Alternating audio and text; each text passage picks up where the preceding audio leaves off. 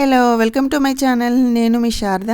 నేను ఇవాళ instant premix powder తోటి ఇడ్లీలు ఎలా వేయాలో చూపిస్తున్నా అండి.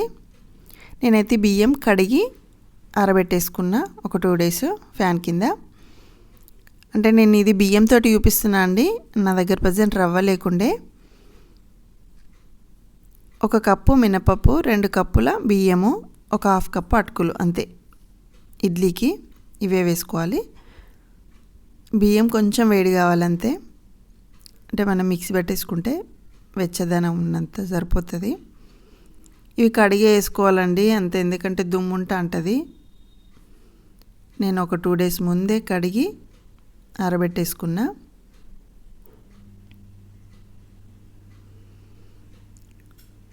మీరు బియ్యం ప్లేస్లో రవ్వ కూడా తీసేసుకోవచ్చండి. డైరెక్ట్ మనము ఇడ్లీ రవ్వ ఉంటుంది కదా, అది కూడా కలుపుకోవచ్చు.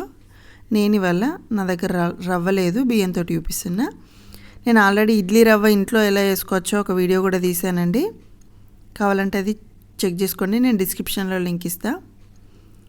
1 కప్పు మినపప్పు, 1/2 కప్పు అటుకులు వేసేసుకొని ఇవి కూడా కొంచెం ఫ్రై చేసేసుకోవాలి. అటుకులు కొంచెం క్రిస్పీగా కావాలి, అంతవరకు ఫ్రై చేసుకోవాలి. బాయిల్డ్ రైస్ అయితే రవ్వ మంచిగా ఉంటుందండి, బయట కొన్న రవ్వలాగా వస్తూ ఉంటుంది. ఇట్లా మనం చేసుకున్నది కొంచెం అంత సాఫ్ట్గా ఉండదు.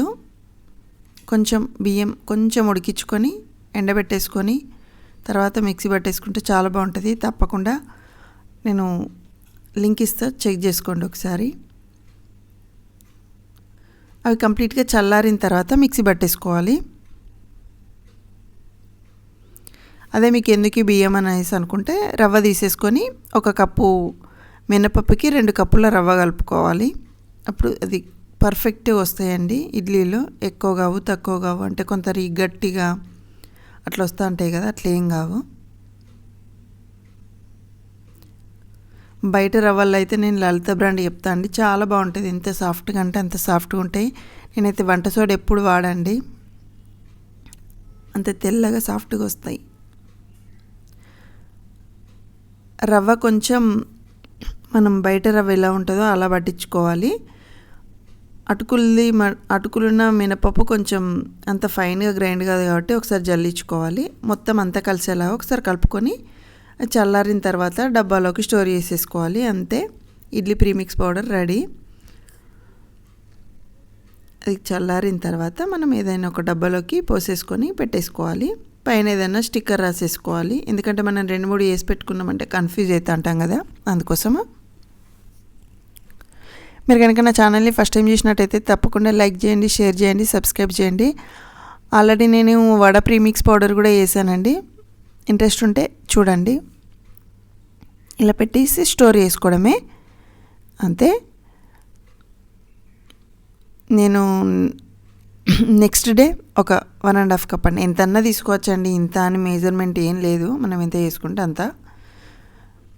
జస్ట్ తీసేసుకొని రాత్రి మనం మామూలుగా ఎట్లా కలుపుకుంటామో అట్లనే, కానీ ముందు పప్పు రుబ్బుకుండా పని ఉండదు అన్నట్టు, కలిపేసుకొని వాటర్ పోసేసుకొని మనం మామూలుగా అయితే ఎట్లా కలుపుకుంటామో అట్లనే కలిపేసుకొని పెట్టేసుకోవాలి. చూసుకుంటూ వాటర్ కలుపుకోవాలి.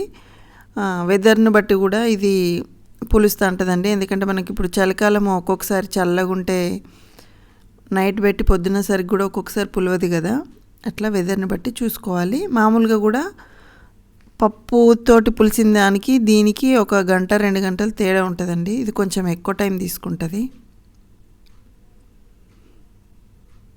మొత్తం కలిసేలాగా మంచిగా కలుపుకోవాలి. 12 నుంచి 14 గంటలు పులుస్తుంది ఈజీగా.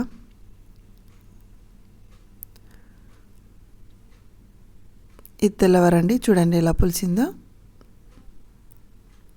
ఇందులోకి కొంచెం సాల్ట్ వేసేసుకొని, ఒకవేళ మీకు కొంచెం చిక్కగా అనిపిస్తే పిండి కొన్ని వాటర్ రెడీ చేసుకోండి, లేకపోతే నార్మల్గానే వేసేసుకోండి. నేనైతే వంట సోడా అయితే ఏమి వేయట్లేదండి, మీకు కనుక అలవాటు ఉంటే కొంచెం వేసుకోండి, అంతే. సాల్ట్ వేసేసుకొని ఇడ్లీ పాత్రలకి ఆయిల్ ఆల్రెడీ అప్లై చేశానండి నేను. వేసేసుకొని గిన్నెలోకి వేసేసుకోవడమే.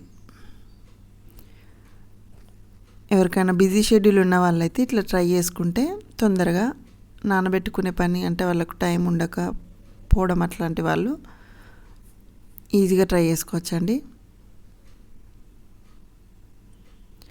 అంతే, నేను కప్పున్నర తీసుకున్నా కంటే ఒక 14 ఇడ్లీలు దాకా అయినాయి. పెట్టేసుకొని ఆన్ చేసేసుకోవడమే.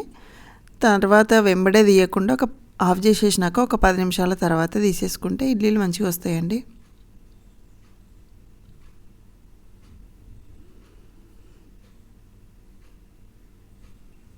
అంతే, వేడి వేడి ఇడ్లీ రెడీ. అవసరం ఉన్న వాళ్ళు తప్పకుండా ట్రై చేసుకోండి. Thank you for watching. Please subscribe my channel.